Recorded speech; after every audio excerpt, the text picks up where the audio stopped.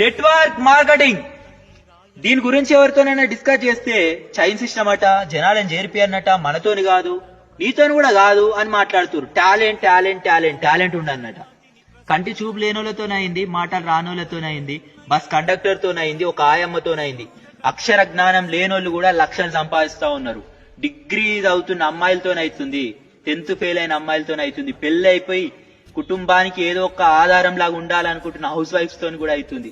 ప్రతి ఒక్కరితోనే అవుతుంది. నాతో కూడా ఎంతో కొంత అవుతుంది.